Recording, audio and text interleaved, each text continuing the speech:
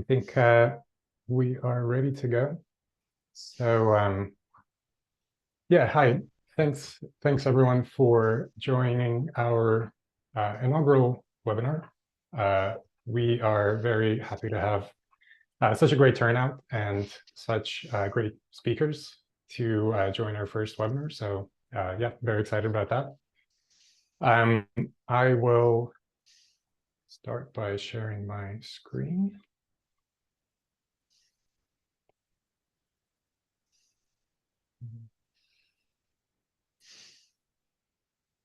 Cool. So yeah, once again, thanks everyone for joining. We'll get started right away. For anyone who's a little bit late joining or who needs to jump off early, we will be recording the webinar. So yeah, don't worry, we'll send you the kind of the YouTube video after the fact. So the way we'd like to run this is I'll start by making a brief presentation to sort of set the scene for folks who are potentially new to the market. Then I'll ask a question or two to each of the panelists to discuss their thoughts.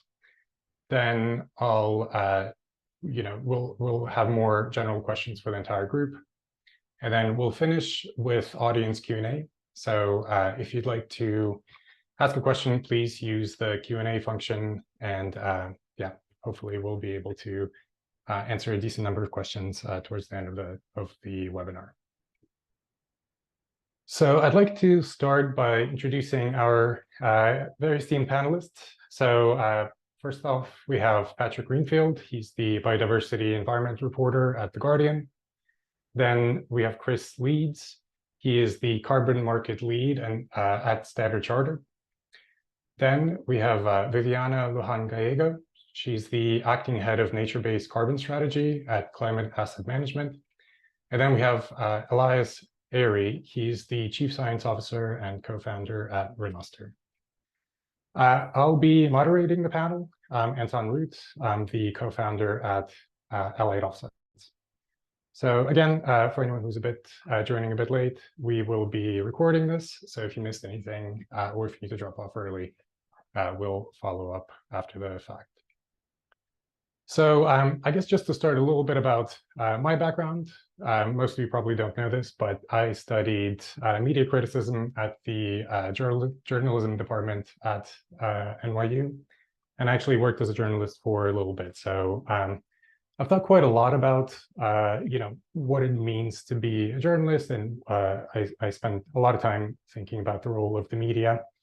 And I kind of wanted to start this conversation by putting a few sort of guiding questions in place in order to get folks here to think about some of the issues we're discussing in sort of slightly more elevated ways.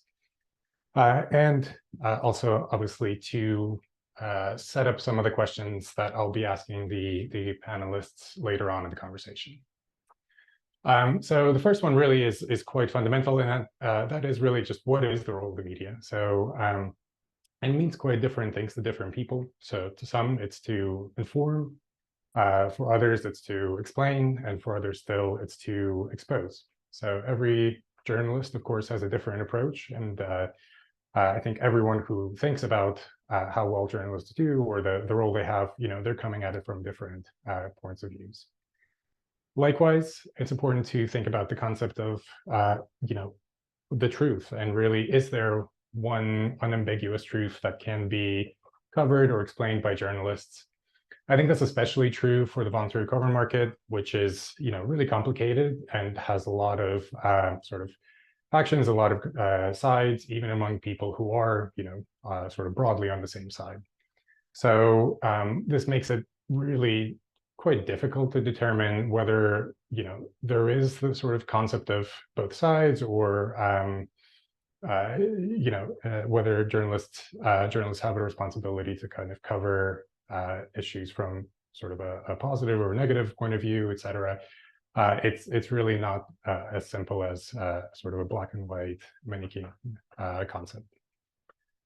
The complexity of the voluntary carbon market also means that it's usually necessary to skip over some detail when writing an article to ensure that it's really accessible to a broader audience. So that means almost by definition, certain concepts have to be simplified, but some in that simplification, some of the really important nuance can get lost.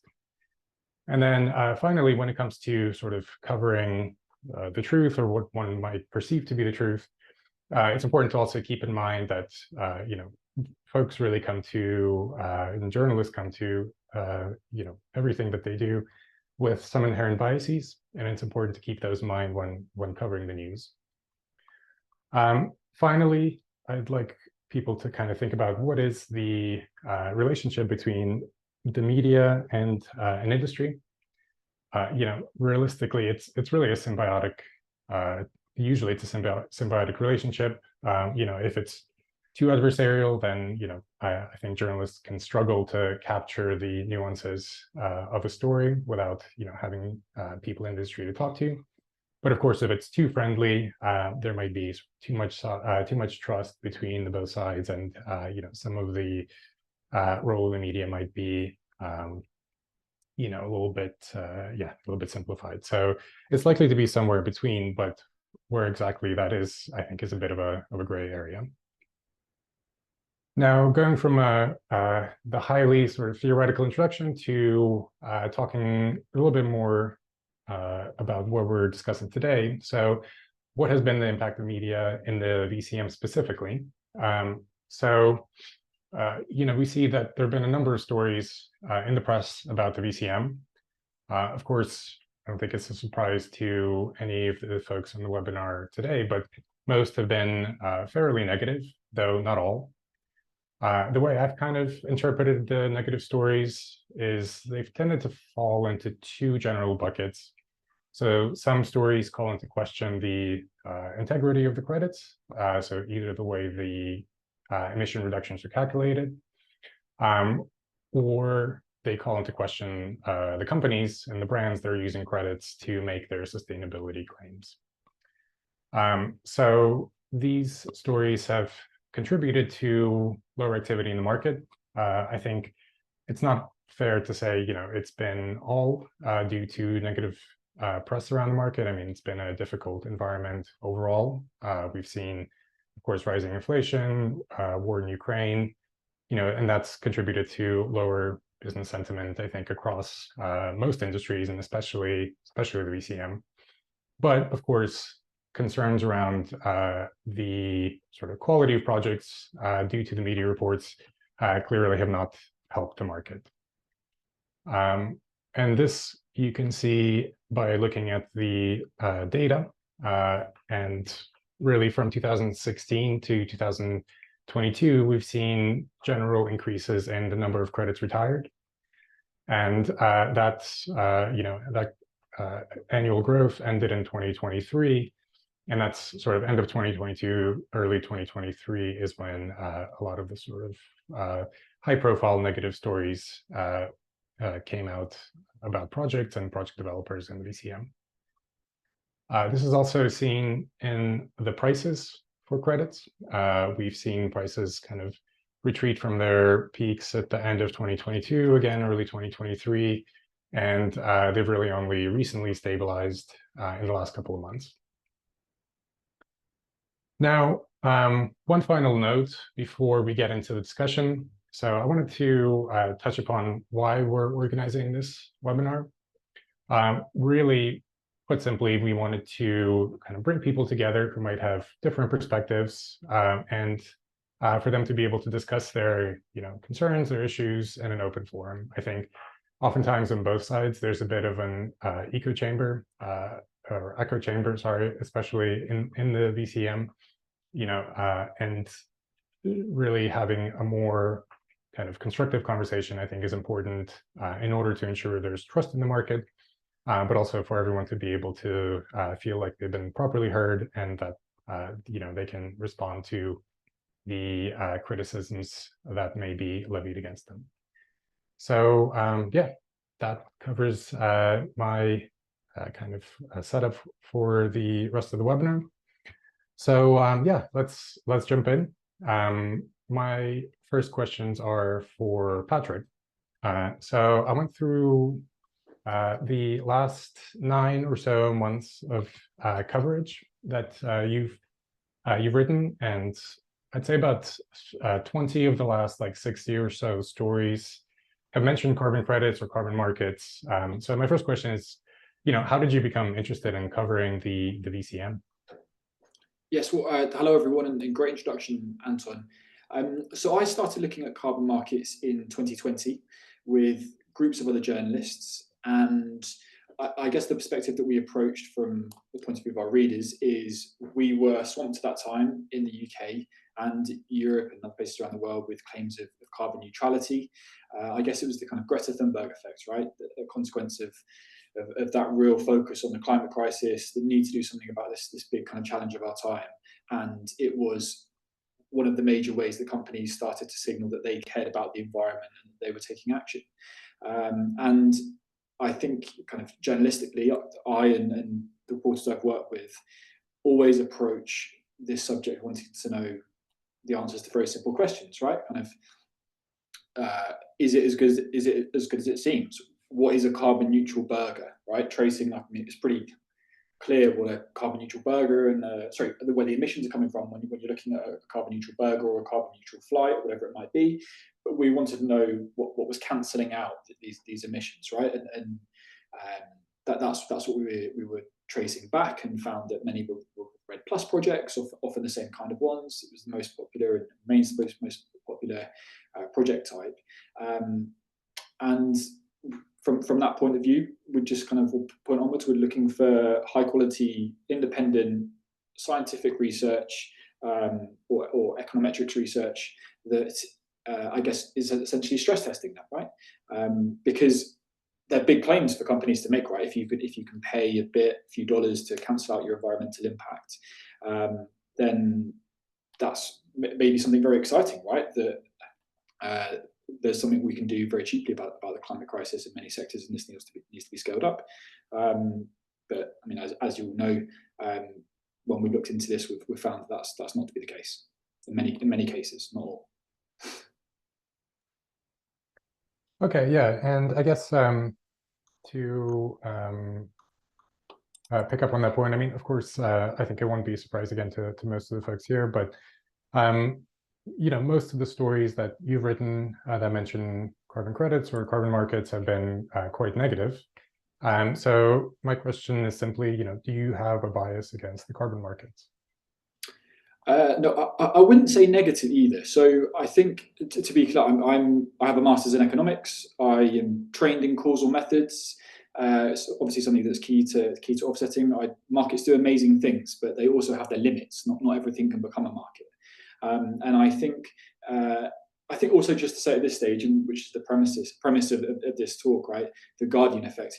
It's not true that it's just the Guardian, right? The Bloomberg, Die Zeit, the New Yorker, the Financial Times, the BBC, they have all done the same thing of trying to look in this way of what stacks up.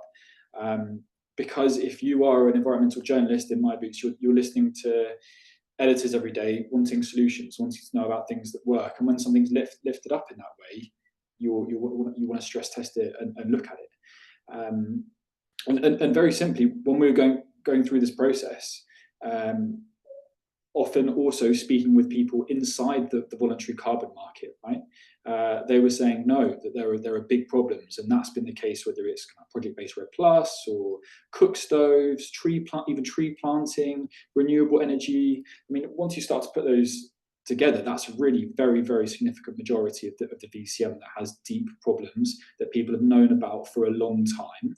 And I think what the media has done is held up a mirror, and to be honest, some have not liked what they've seen in the reflection. And the sad thing about that, I think, is that there are some good schemes, good people that have stuck up for integrity and have been shouted down and not listened to. And I think that's borne out by ICVCM, the ratings agencies, this focus on integrity, because much of what you could buy previously, you couldn't really trust.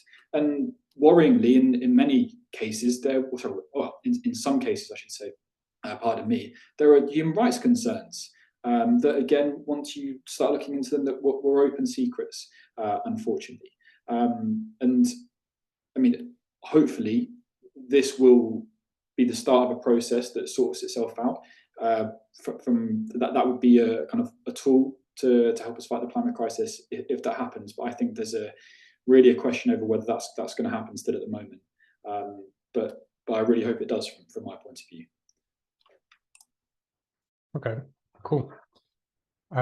Next, I'd like to move to Elias from Roster. Elias, you have a really insightful and interesting YouTube channel, which I think may be perceived as a form of journalism. So how do you see your role in helping to inform the market and educate folks in this space? Yeah, I don't really see what I do as being journalism. I see myself as more of an educator, and that's where my background is. Come from an academic background. I look towards other kind of YouTube science educators like Sabine Hosenfelder and Angela Collier as kind of inspirations, and both of them are fairly critical of their field as well. But my goal really is education, and getting into both Renoster and in creating these YouTube videos. My goal is to teach people how to buy credits properly, and the hypothesis behind that is that if people knew what to look for themselves, they would naturally gravitate towards the best credits, and a lot of the problems in the market might sort themselves out. So that's really what I'm trying to achieve there. Okay, great. And was there like a specific point at which you wanted to start doing that, or was this how did the idea, I guess, for you come about?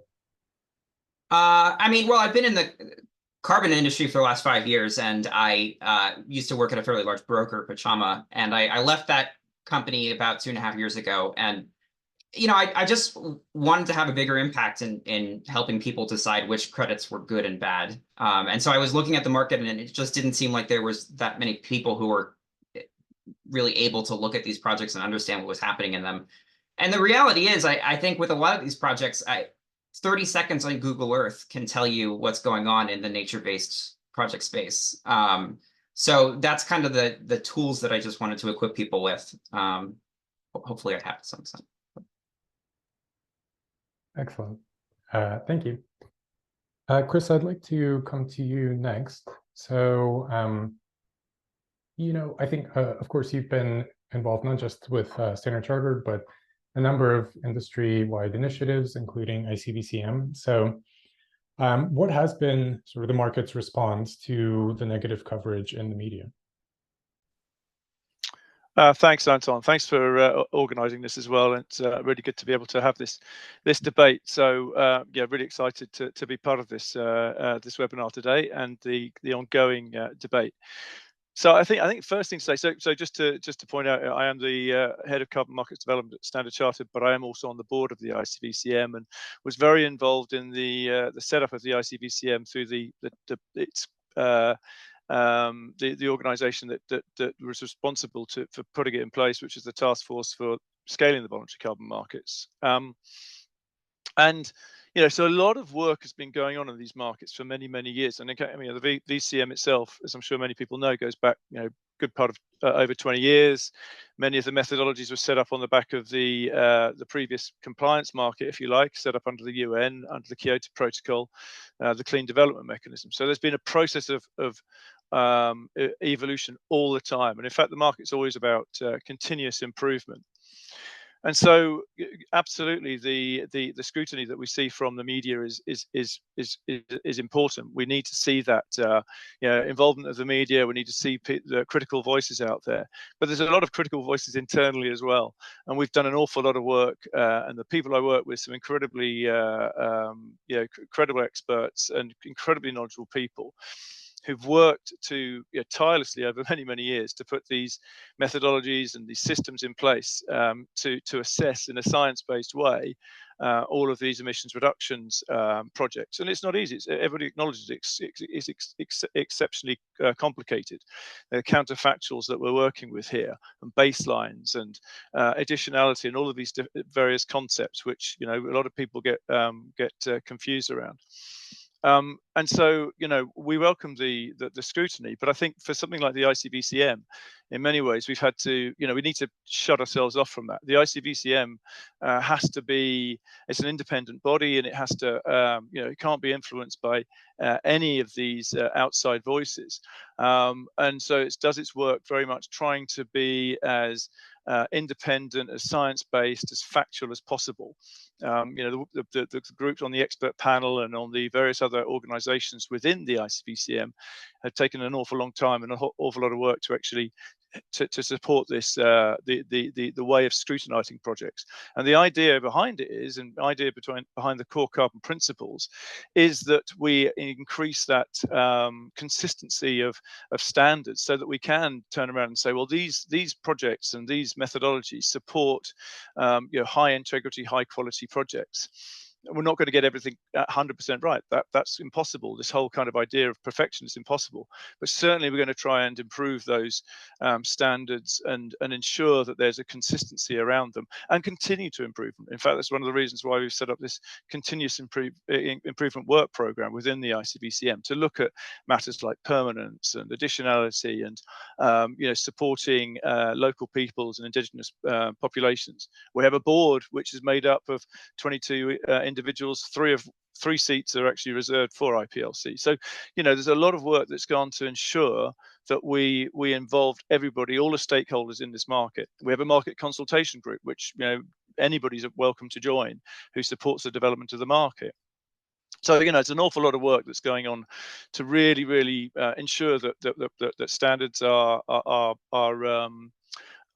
maintained. I think one of the areas, though, where we have obviously seen impacts from journalism, and I think Patrick may have even acknowledged this himself in his article last Friday, is on the demand side, and buying of carbon credits has slowed down, and I think that people are a little bit concerned about what they should do next. They're looking for leadership, and I think that's where journalism can really help to actually say, well, okay, this isn't an area that you want to be looking at, but this is perhaps the way you should be doing it. I think both Patrick and Elias have talked about this education side of things, and I think that's an incredibly important part of what the media can do as well. So look, I think that the scrutiny is important, but it's also something that we have to put into context. And I think that the work that ICVCM and other bodies are doing is really important to improve that integrity and that consistency of the way that we look at projects, and that people then can come in and buy carbon credits with more confidence around knowing what is high quality. And I think one of the things, last thing to say, is just on the buy side. We talk about the carbon neutrality claims, and obviously companies were making there's a number of these that were made, but I think that again, putting it into context, it's 200 million tons of carbon credits that are being bought. There's no way, when you consider that there's 50 gigatons of emissions every year, that's less than 2 days worth of annual emissions. That's the actual claims that people were making, and the amount of emissions that were being used to make those claims is nowhere near enough. And in fact, if anything, we need to see much greater demand for carbon credits coming from companies who we want them want to take accountability for their own emissions. They commit to make those reductions, but they take accountability for emissions that they're responsible for on an annual basis. Great, thank you for that. And finally, Viviana, my next question is for you. So, as someone who's been in the industry for quite some time, since the sort of early CDM days, have you seen a shift in the narrative of how the VCM is covered? I think, of course, through the years, this has changed, as Chris mentioned. I mean, you could go back to the years where someone was saying, I claimed an offset, and then there was this project somewhere in a country that didn't have a standard, that was just managed by a small NGO. I think we've moved a long way from that. I think, as Chris was saying, the market has grown. We have now several standards that are independent, that have verifying bodies that are independent as well. We have seen as well a big proliferation of MRV providers, rating agencies, etc. So it's a market that is constantly in development, and of course the way the market is covered is resonating on that, the amount of money that is being raised, the amount of money that is being channeled to countries. And I think as every sector, there was always gonna be things that you can find that are not done well, or that in hindsight were not done well with the science we have now. I think that's also an important element to cover. These the emission reductions, the removals. There's a huge science element to that, a huge monitoring, reporting, verification element to that, and the things we know now we might not have known 10 or 15 years ago. So it's constantly evolving in terms of the science that is used, the methods that are applied, the parties that are involved is getting more and more sophisticated. And I think what is also interesting to note is that, of course, it's going to be scrutiny and criticism, but we are also seeing a lot of support coming from NGOs that are seeing the finance that the carbon finance providers really one of the only ways that you can mobilize finance to really most poor parts of the world, to mobilize conservation or restoration efforts that couldn't be financed otherwise. So that coverage is also really important. That recognition from NGOs, from United Nations agencies, etc. And what I think is also important to mention is that what we see in the market is what we see in the coverage is not everything that is happening there. I think a lot is not covered yet about the positive impacts on the ground with the communities, the amount of jobs that are created, which are really needed in the energy transition, for example, while people move out from other sectors. So yes, there has been change, but I think that's very commensurate with a market that is continuously evolving and improving as we go. Yeah, I think that's a great point. And I guess more broadly, I mean, you've seen some folks like Red Monitor covering the market from for quite a long time. More broadly, I guess at a high level, has the coverage gotten, do you think, more or less negative over time? I think you could say the scrutiny has become more evident or more obvious. I mean, there's more critical voices. It really depends on where you are, right? I guess if you see usually the markets and the circles you evolve with. So where I am sitting, I am seeing a lot of people that are doing great work, that are sharing all the positive messages and all the positive stories of projects of actual impact. So I guess there is more scrutiny. I think there's also been a shift between a more general scrutiny of the market towards specifying projects and the issues that have been. I think that is a really good development, because the more we learn from projects what have gone specifically wrong on that, the more we can improve on that side. I think that is a really useful transition. Because generalizing a market is not really helpful, and really going into what happened wrong in a specific case can really be useful for lessons learned from all of us that are in the market.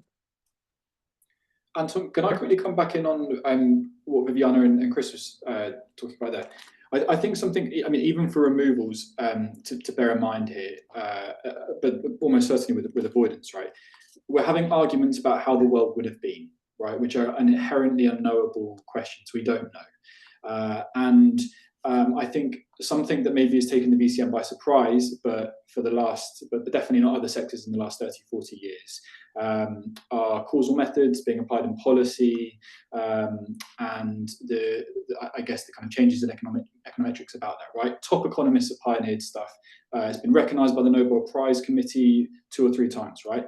But of course, with stats, right, you don't really ever get facts, right? You get one model versus another model, and something I'm sure Elias won't mind me saying, and this is also responding to a question in the Q&A here, right? When you look at synthetic controls versus pixel matching versus something else for RED+ projects, for example, you're balancing different approaches that have different pros and cons against them, right? And I think that's an open and a really important discussion to have within each project sector type, and I hope that that's the kind of thing that the ICVCM is looking at, right? What's not contested, I think is fair to say, is that all of these methods, once you use them, are highlighting big and deep flaws in REDD+. I know less about Cookstones, for example, but definitely there, it's harder to do for the renewable energy credits, but big issues there too, right?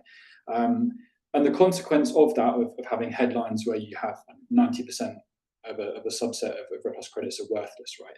That doesn't mean the projects themselves are worthless, but it does mean that the offsets themselves are likely to be worthless, right? Which is a different thing. What these studies are often showing is that, yes, there may be some impact, sometimes not, sometimes no impact, right? Actually, in many cases, in big schemes. And that is what's making the credits themselves worthless. But there is some impact that actually would be a high value credit if the methodologies themselves were capturing that. And I think that even though it's future facing, it's not a kind of after the fact check. There is new methodology does seem promising on this, but we'll have yeah, I mean, I think also though, I mean, you've got to be clear here, Patrick, that there's a lot of other studies out there that are showing different responses. And again, as you say, it's basically one person's view against another's. But there's a lot of very good evidence out there that says that those reports were not actually, were the 90% number was a number that's been contested. But at the same time, what we're trying to talk about here is that's not true, Chris. Yeah, that's not I think it's, but I don't want to get into it. The point is that you can't just say it. That kind of stuff is why the industry's got itself into a problem. Because you can't back that up, because in our jobs, I can back that up. The job of journalists here, we've gone through this very carefully, and the studies that the authors themselves are people that want this to succeed. They want this to work. And they're finding frequently it doesn't, and they desperately want rainforests. The reports that you came up with were, much of it was your own analysis and conjecture. Chris, at this point, there are more than a dozen studies from peer-reviewed academic independent scientists who have all come to the conclusion that the vast majority of credits on the market are not working. Specifically, again, what we're trying to do with the ICVCM is to get a very consistent way of measuring these. We're looking at baselines. We're looking at the way that baselines should be assessed from a very conservative perspective, and we're taking a very science-based approach to this. And so this is looking at not just REDD+. REDD+ is one part of the market. It's very much looking at the future of how we're going to incentivize new projects and new methodologies that are going to come in and actually reduce emissions, not just yesterday or today, but tomorrow and going forward. And it's about ensuring that we get the financing in to support those projects that would just not get it otherwise. And so, yes, in many ways, the credits that you're looking at and the projects that you're looking at, this is about. What we're talking about now is about the future. We're talking about how we ensure that what is being done going forward, no matter what your report says or what other people's reports say, that what we actually do is science-based, and that we ensure that this is as accurate as possible. So that's really, I think in that sense, we are all very much aligned, right? It's about making sure that there is a consistency and there is high quality around exactly what is being done in the market and how these projects are being assessed. Great. Elias, I think you had your hand up first. Sure. I will say I don't think that this is a story of two equal sides here. I think that there are at this point more than a dozen academic studies from independent academic institutions that have demonstrated that the vast majority of these credits on the market are not legitimate. And the few that rebut them, they're not published in peer-reviewed journal articles. They're blog posts from project developers. So this is not the same, and they don't deserve the same amount of weight any more than you should have like a Fox News panel with a BP oil baron on the same channel with a climate scientist. I also want to push back on the idea that somehow the science has gotten better. 2014, we had basically the same science as we do today. The science has not improved. And really what's wrong with the carbon markets are a set of really easy fixes that have been ignored for decades now. And I'll give you some really quick examples here, one-liners. Percent revenue sharing. All communities should earn some percentage of revenue, and it should be required. You'll not find that rule under the current standards for the most part. public budgets. All budgets should be made public. Randomly selecting validators from a pool rather than having somebody pay for their own validation.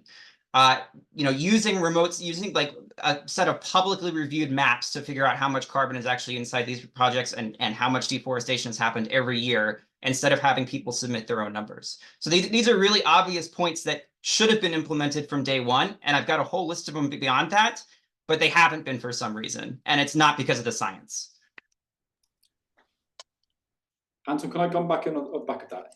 I'll lower my hand. So just to explain to those listening and to Chris as well about how the journalistic process works, a really fundamental part of what we do is to spend a very, very, very, very long time thinking about how and why we could be wrong. And there are lots of ways that we are and could be, and that needs to be stress tested consistently.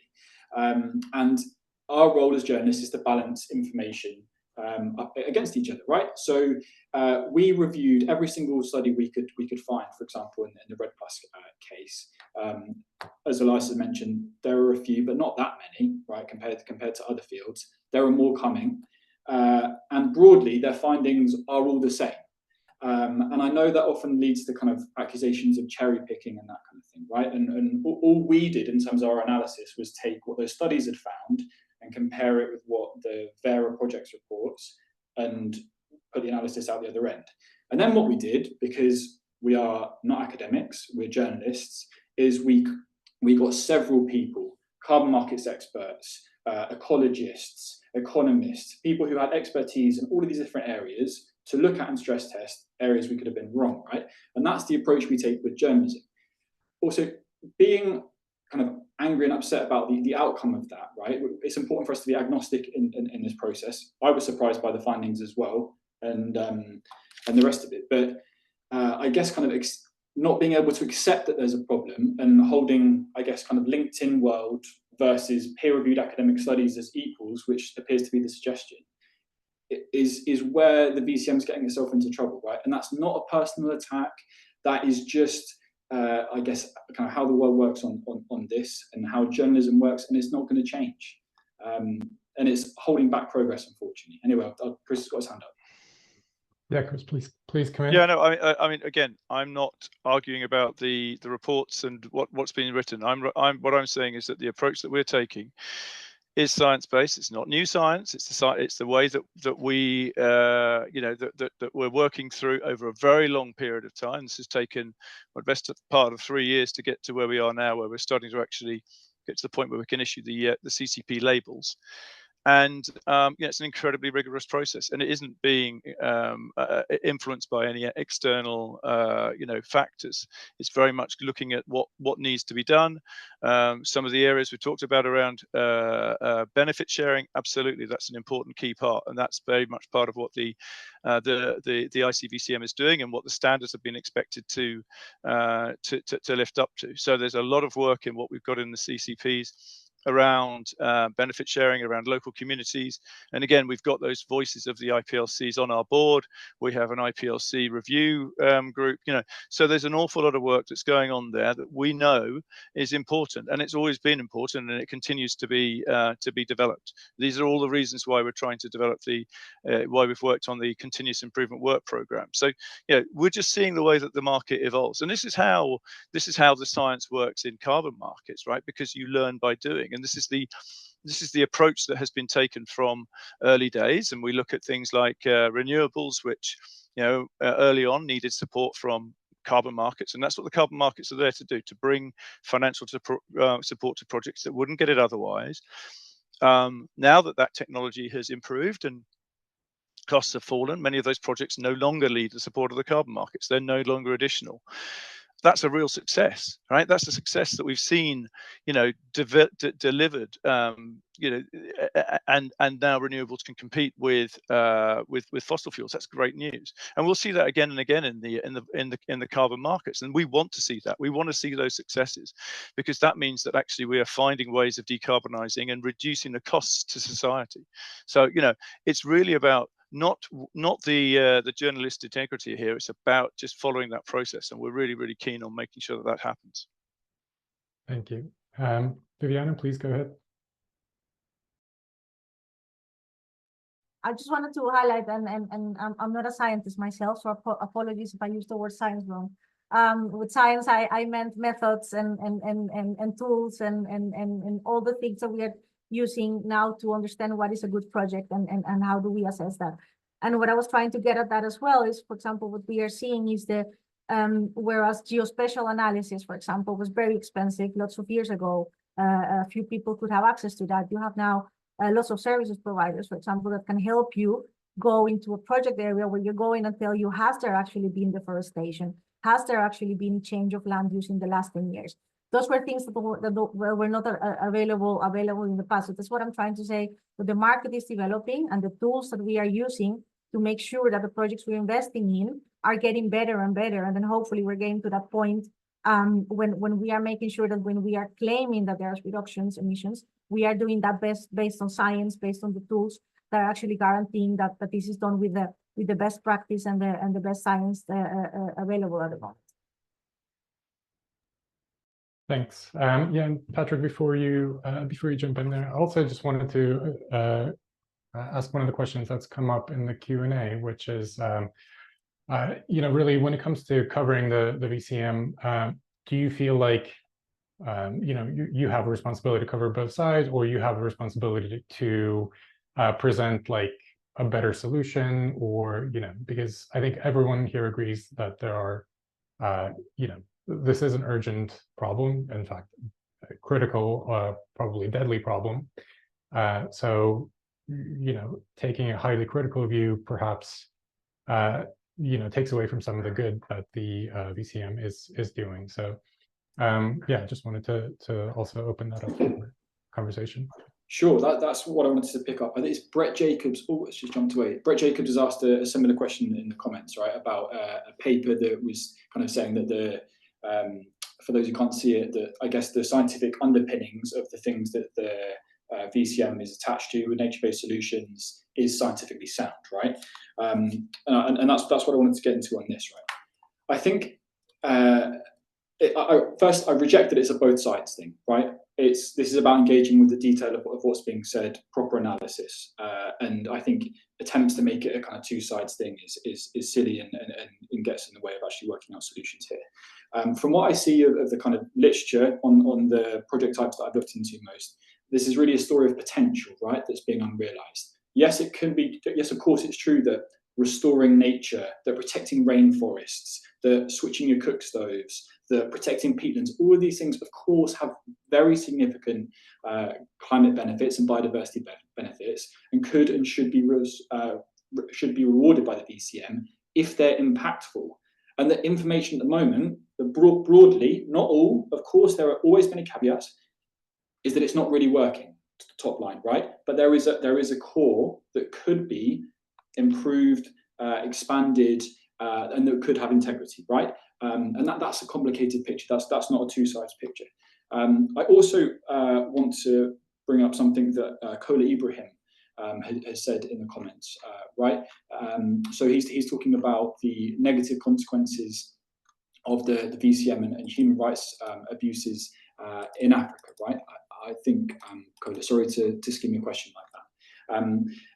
But look, that's something that the VCM isn't talking about enough. This is, as part of the investigation that we did last January, I went to a leading scheme. I was told that Alta Mayo, run by Conservation International and the Peruvian government, would be, is kind of a scheme to look up to. That's why we went. And it was used by Disney, and it's been used by Apple and all these big companies. When we went there, people were having their homes torn down, right? A leading scheme. And it was complicated. Conservation International have their own independent report in this that's going to be published soon, I should say.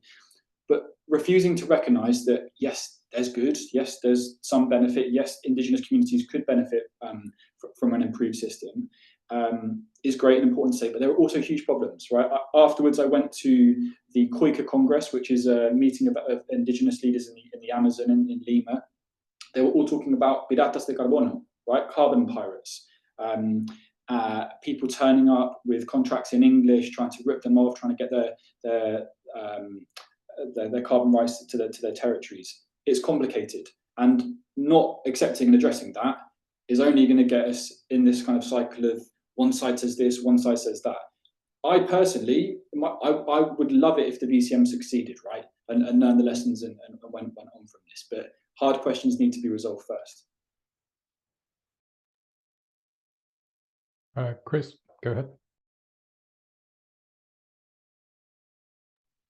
I think that's exactly though what it has been addressed. And again, these are the sorts of things that have all the way through the core carbon principles.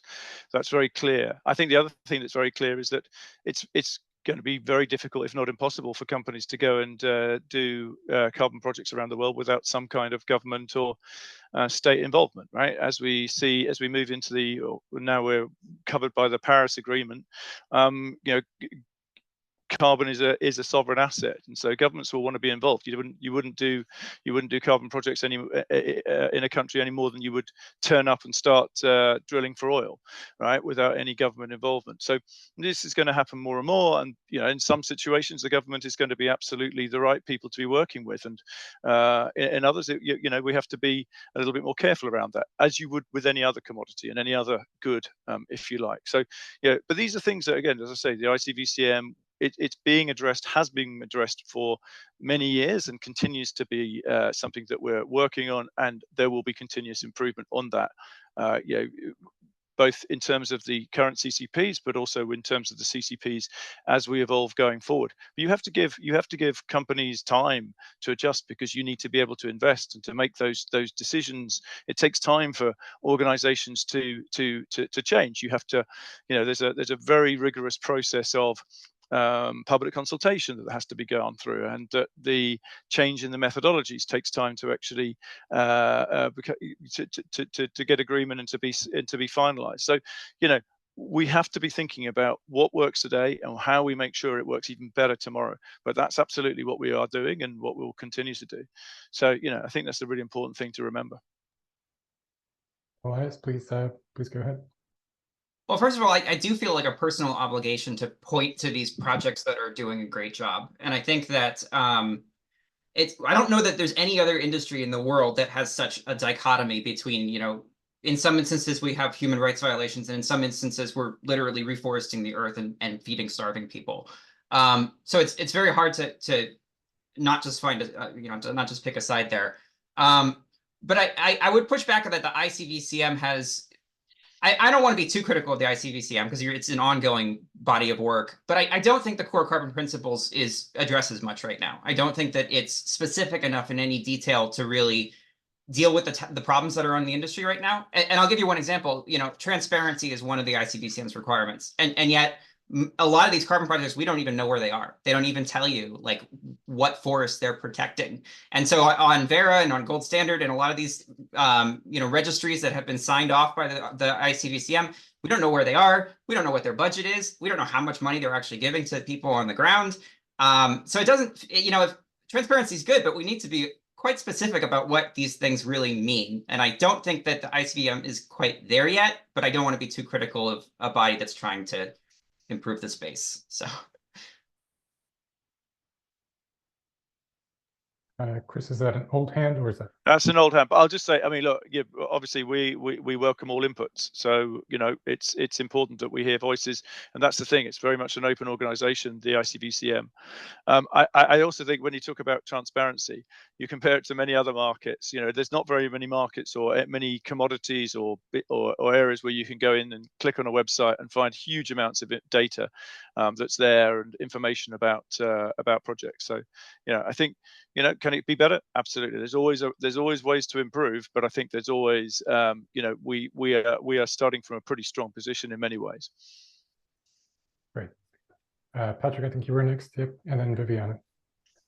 Yes, yeah, just to reiterate, I don't think the VCM is starting from a strong position at all, and I think I just wanted to repeat that. That's kind of why we have, I guess, organisations like Elias's and all the ratings agencies and the rest of it.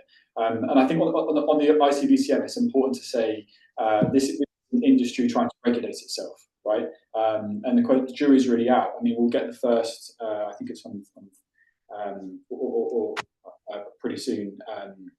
We'll know what the first kind of CCP approved credits are, and that should start trickling out.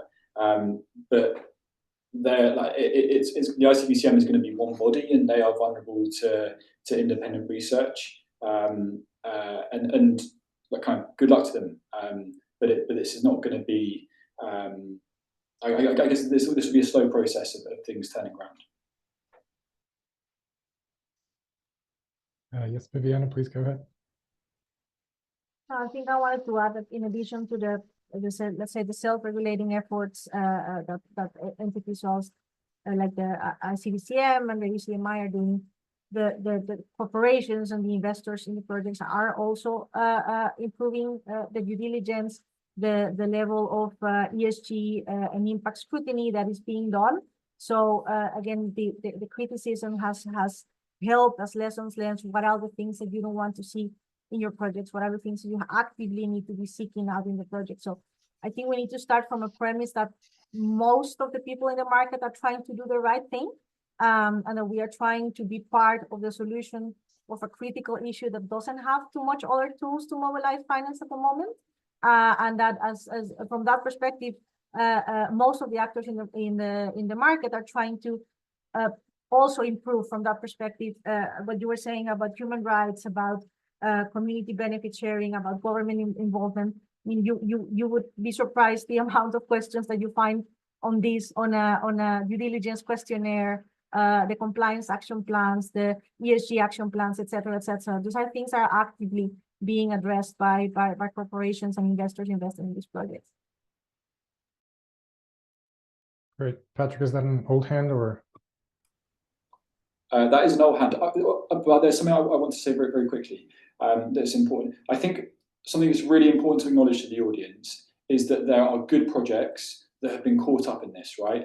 And that really do need support and do need to be lifted up. And there were 339 people watching. Please email me with projects that have good carbon integrity, that support local communities with clear financial flows where you can kind of actually see where the money's going to. And we want to write about them, right? I have conversations with my editors here saying, kind of, Patrick, write about good examples, right? And I've said this for the last year and a half, and people are not coming forward with projects. Please send them to me. We're open to writing about this story as it develops. Great. Chris? Yeah, look, I just like to remind everybody also that this is a voluntary market, and so I think it's extraordinary what has been done with very meager budgets. You know, with companies that are not for profits that have very small budgets to be able to do this, right? And we are, you know, that funding is growing, and that funding will continue to grow if people can see their support in the market and that there's real, you know, that there's real integrity behind that. And an organisation like the ICVCM is now getting recognised by, you know, by governments. You know, we saw Janet Yellen talking about the principles that they expected to see, and they're very much in line. And they were very much, you know, the implication was that the ICVCM CCPs were the way forward. And again, you know, we're developing a consistent approch, and we're going to continue to improve that as the market has continued to do all the way through its existence. And you know, we do want this market to work, and we all want to see that it supports the overall global decarbonisation of the planet. I mean, we're losing enormous amounts of forestry every day, so there is a real need to actually get financing to change that dynamic, to ensure that people actually stop having the economic incentive to destroy the forests around them, or to change the way that that people are cooking, you know, at home. The traditional methods of cooking that are very unhealthy and destroying lives. You know, these are markets, and these are areas where we can get finance that wouldn't happen otherwise without the carbon markets. And so that's what I think we have to remember. As I say, it's all done on a voluntary basis. Now, we would much rather see a global regulated market. We've been trying that for the last 20 odd years. No, probably longer than that, going back to all the way to the Kyoto Protocol, 1997. And you know, we're still not there. The voluntary market is set up to support essentially to ensure that philanthropic giving was actually done on a more consistent basis. But ultimately, it's become a tool for corporates as well to be able to actually get money and do something today and to take account for their own emissions. So, that's why it's important, and that's why it needs to be supported. And it isn't just about avoided deforestation projects. There's a whole range of different methodologies out there, and again, that the ICVCM is working on ensuring that those methodologies are really, really strong, really going to support the market, and really going to ensure that we get funding into these projects, not just for today, but for tomorrow. And so we can actually see real emissions reductions, and the kind of emissions reductions that we need to see heading towards 2030. 50% reduction by 2030 is what the IPCC wants to see. We're way off track, and companies need to be incentivized to put more money into emissions projects around the world, not just within their own value chains, but across the global emissions,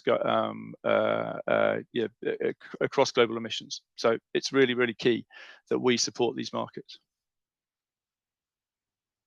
Great, thank you. Okay, we'll probably have time for one more question, and I think just to look at some of the themes that are coming out from the Q&A. So I think some of the folks that are on here now are asking about, is taking some action better than taking no action, or taking action that might be that's channeling money to the VCM, where projects might not have the stated impact. Is that better than taking no action? And that's I see, Elias, you've got your hand up. Please start. I would argue it depends on the magnitude of the problem, if there is a problem. But I mean, if it's more than 50% bad and not good, then these are people who would have otherwise taken action. And if they didn't have a choice, they would have had to buy real credits. But I guess the other real concern that I have is that by flooding the market,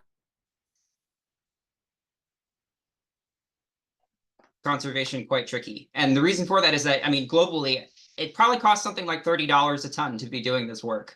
And they never sold for that much, anywhere near that much. And the only reason that's the case is because there were too many of them on the market.